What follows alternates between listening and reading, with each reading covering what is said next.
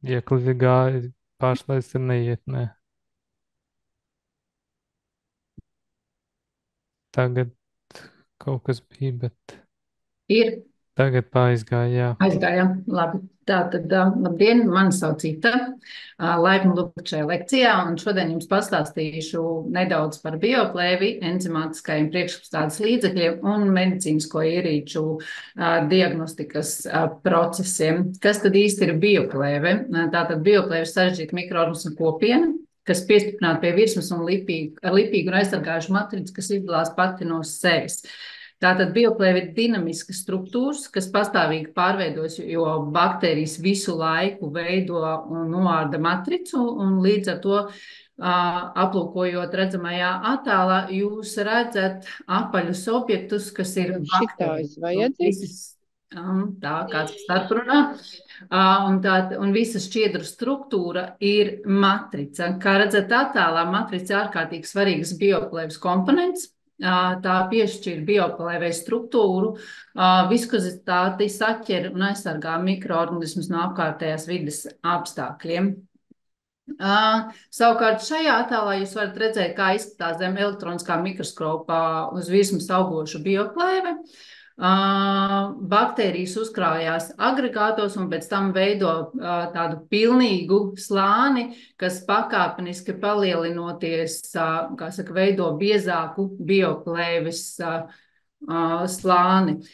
Bioplēves augšana ir dinamisks process, un tā rezultātā bioplēves struktūra patstāvīgi attīstās. Un ikdienā bioplēve aug gandrīz visur, un kas viņām ir nepieciešams, tā ir virsma, mitrums, mikroorganismi un barības vielas. Bioplēve var būt nāvējoša. Saskaņā ar Nacionālās veselības institūta datiem 60 līdz 80% bakteriālo infekciju veido bioplēves. Un Eiropas Savienībā gadu laikā sastāda 4 miljonu nazokomiālo infekciju gadījumu, un tās izraisa aptuveni 37,000 nāves gadījumus. Un, ja mēs skatāmies pasaules mērogā, tad gada laikā iespējams ir vairāk nekā 100 miljonu nazokomiālo infekciju gadījumu. Kā mēs varam atbrīvot virsmu no bioplēves? Jautājums ir tāds, vai tīrot vai dezinficējot? Atbildot uz šo jautājumu, varu teikt, ka mēs atbrīvoties no bioplēves varam vispirms veicot tīrīšanas procesu un pēc tam dezinficējot. Tīrīšana ir traipu likvidēšana. To veids izmantojot mazgāšanas līdzekļus, piemēram, rokas mazgājot mēs izmantojam ziepes, savukārt instrumentu vai ierīču mazgāšanai mēs izmantojam šos enzīmus. Tīrīšanas process samazina baktēriju skaitu un tādējādi samazinām arī infekciju risku. Savukārt dezinfekcija pilda baktēriju iznīcināšanas funkciju, un ja mēs skatāmies no apstrādes procesa, tad dezinfekcijas līdzekļiem piemītā sevišķi spirtam dehidratējoša iedarbība, un ja medicīnas ierīcē tiek veikta nepilnīga priekšapstrāde vai netiek veikta vispār, un kā pirmais apstrādes process tiek izmantot dezinfekcijas līdzeklis, tad mēs šos straipus nostiprinām uz virsmu. Tautā varētu teikt divējādi, notiek koagulēšana vai nu mēs piecepinām šīs olbaltumvielas uz attiecīgā instrumenta, kur laika gaitā veidojās bioplēve un līdz ar to pastāv hospitālās infekcijas izplatības risks. Kāda ir tīrīšanas un dezinfekcijas efektivitāte? Ja veicam tīrīšanu un pēc tam skalošanu, tad tiek likvidēta lielākā daļa baktēriju un panākts pozitīvs rezultāts, kā jūs to varat arī redzēt attēlā. Savukārt, ja veicat tikai dezinfekciju, jūs nogalināsiet pieejamās baktērijas, kas atrodas uz ārējā slāņa, bet savukārt baktērijas, kas atrodas bioplēves centrā, paliks dzīves. Un tāpēc ir svarīgi ievērot pareizu medicīnas ierīču apstrādes procesu, jo nepareizi apstrādāt medicīnas ierīces zem fiksētā slāņa paliek daudz vairāk dzīvu un aizsargātu baktēriju nekā virspusē. Un tas nozīmē, ka attiecībā uz baktēriju skaitu un noņemto matricu daudzumu tīrīšana ir efektīvāka nekā dezinfekcija. To, ka tīrīšana ir efektīvāka par dezinfekciju, pierāda attēlā redzamais eksperiments. Šīs ir plasmas sloksnītes, kuras ir pārklātas ar viltu straipiem, 2 proteīniem, lipīdiem un polisakarīdi. Un mēs viņus arī Latvijā varam dabūt un izmantot, arī izmantojam ikdienā sterilizācijas nodaļā, un viņus sauc par STF slodzes pārbaudas indikatoriem. Tātad attēlā jūs redzat, ka ievietojot šo indikātoru enzīmu šķīdumā, dažu minūšu laikā traips ir pazudis. Tad redzat, apakšā traips nav redzams. Savukārt, ja jūs pēc manipulācijas kā pirmo procesu veicat dezinfekciju vai izmantojat instrumentu apstrādes līdzekļus, kas ir 2 vienā, un kur jūs nevarat pateikt, vai dezinfekants ir pirmais, kas veic savu darbību, vai otrais. Līdz ar to jūs redzat, ka dezinfekcijas līdzeklis nespēja veikt enzimātisku līdzekļu funkciju, tātad atbrīvot instrumentu no olbaltumvielu nogulsnēm, un kā attēlā redzat, šis traips ir saglabājies. Tāpēc vislabākā iespējamā rīcība dekontaminācijai vispirms ir tīrīt un pēc tam dezinficēt. Vispirms izmantojiet enzīmus, tie sašķeļ matrīcas makromolekulas. Tā kaut kas man aizgāja. Tās mirklītim man te aizgāja. Tātad vispirms izmantojot enzīmus, tie sašķeļ matrīcas makromolekulas. Pēc tam skalo, lai atbrīvotos no liekās daļas baktēriju. Un visbeidzot, lai iznīcinātu atlikušās baktērijas, izmantojot dezinfekcijas līdzekli. Efektīvs veids, kā veikt tīrīšanu, ir izmantot enzīmus, lai izšķīdinātu bioplēves matricu un pēc tam to noskalotu. Matrica ir kā makromolekulu savienojuma ķēde, kurus enzīmi sagriež starp molekulām. Kā jūs varat arī augšā attēlā redzēt, ir matricu ķēdīte, izmantojot šos enzīmus, jūs viņus tā kā sagriežat, sadalat.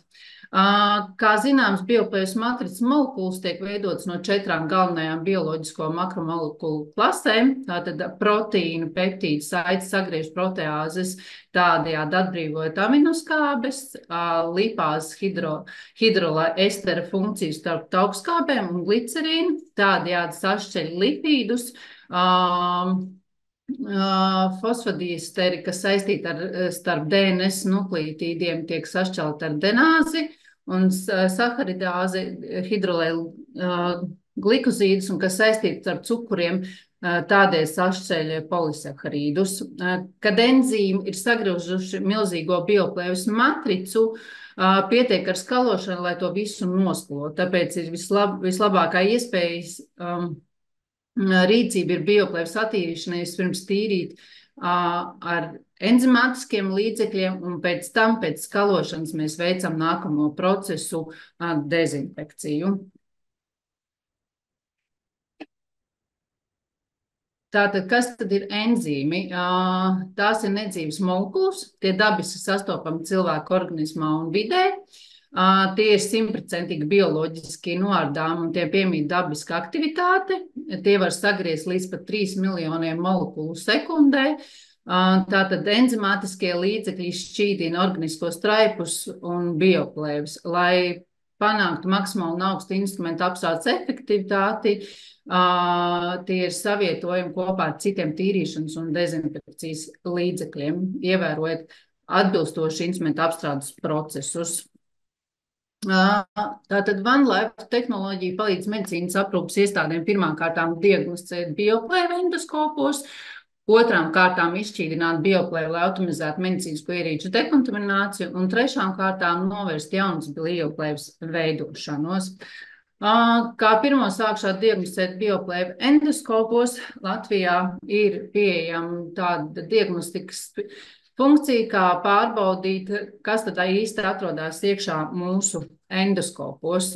Šī ir ļoti laba metode, kā mēs varam pārliecināties, ka ar mūsu endoskopiem viss ir kārtībā, ka viņiem tiek veikta pareiza pareizi veikt apstrādes procesi. Otrām kārtām pārliecinamies, vai tehniskais stāvoklis ir atbilstošs nepieciešamajām vajadzībām, vai nav nepieciešami kādi uzlabojumi, labojumi. Un tādā veidā mēs arī varam pārliecināties, ka šis endoskops ir drošs pacientam.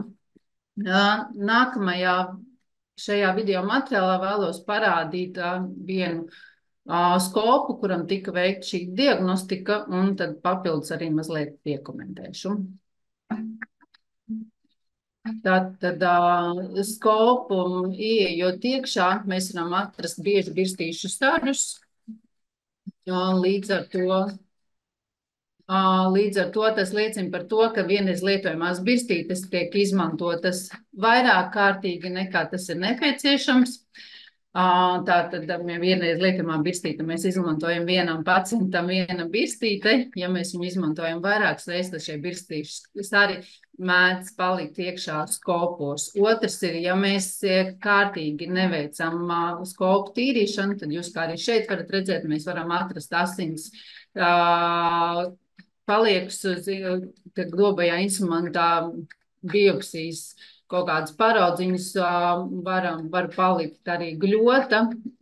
Ja skopam netiek veikta šī mazgāšana, priekšapstrādes procedūra, tad līdz ar to laika gaitā regulāri dezinficējot instrumentu, mēs piecipinam, jeb koagulējam šo olbaltumu vielu, un tur laika gaitā ir bioplēve. Un, ja skopā ir šī bioplēve, tas nozīmē to, ka mēs radam risku pacientam, jo pastāv hospitālās infekcijas izplatības iespējamība.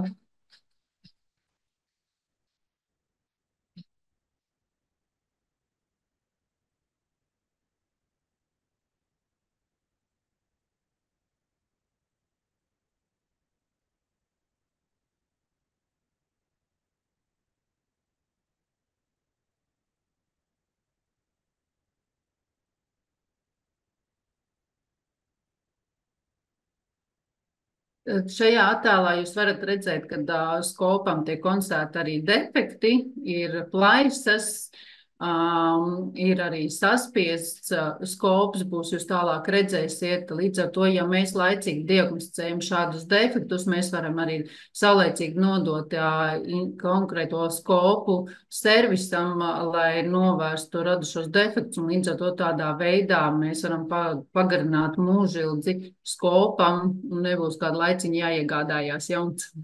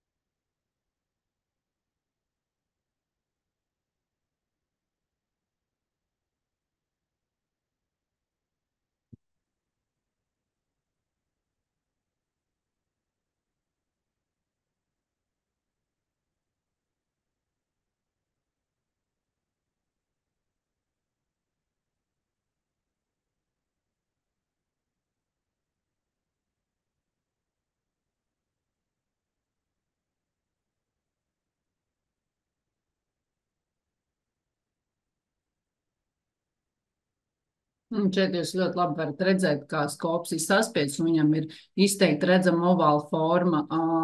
Kā saka, darba kārtībā labam skopam šādam ovāla formai nav jābūt. Un bieži vien arī diagnostikas laikā tiek konstatēti šādi defekti kā robi, kuri ir radušies biopsijas stanziņu rezultātā.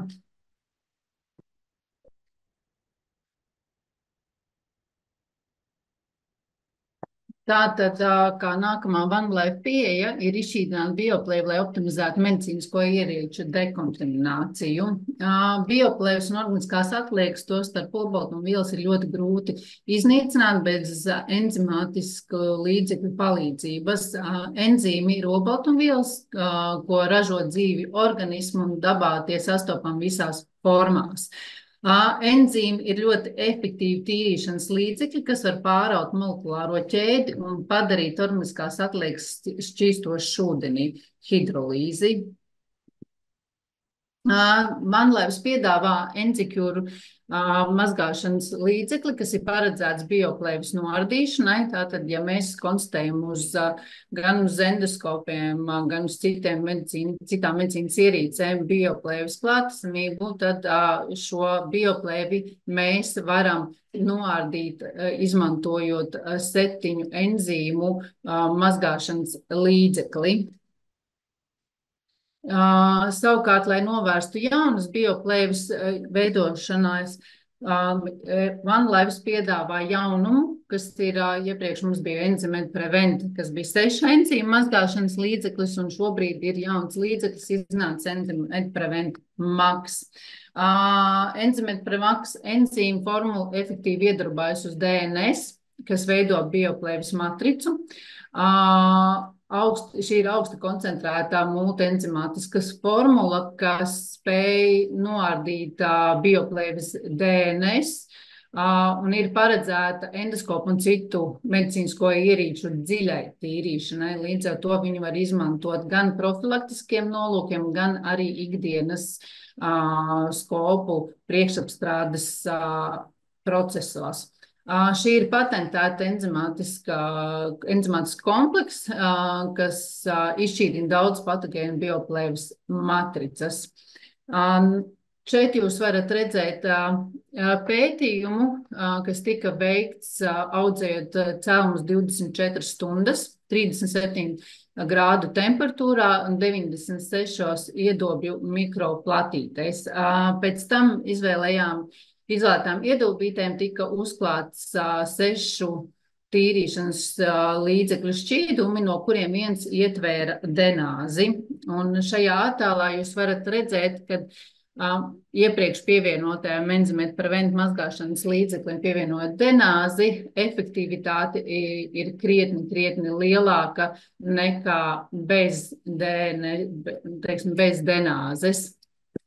Un tad šis mazgāšanas līdzeklis ir pieejams dažādos tilpumos, ir 1 litra, 5 litru un 10 litru kannās. Tātad šo līdzekli mēs izmantojam priekšapstrādē, varam preventīvi, profilaktiskos nolūkos vai arī katru dienu veicot endoskopu priekšapstrādes procesus. Kā nākamais jaunums OneLife produktu klāstā ir izlietņu un kanalizācijas cauruļu attīrīšanas līdzeklis. Kā jau iepriekš minēju, bioplēve ir visur, ne tikai uz ķirurģiskiem un dobijiem instrumentiem, bet bioplēve arī ir sastopama kanalizācija caurulēs. Līdz ar to OneLife ir patentējis un izveidojis jaunu mazgāšanas līdzekli, kas ir paredzēts tieši kanalizāciju cauruļu attīrīšanai.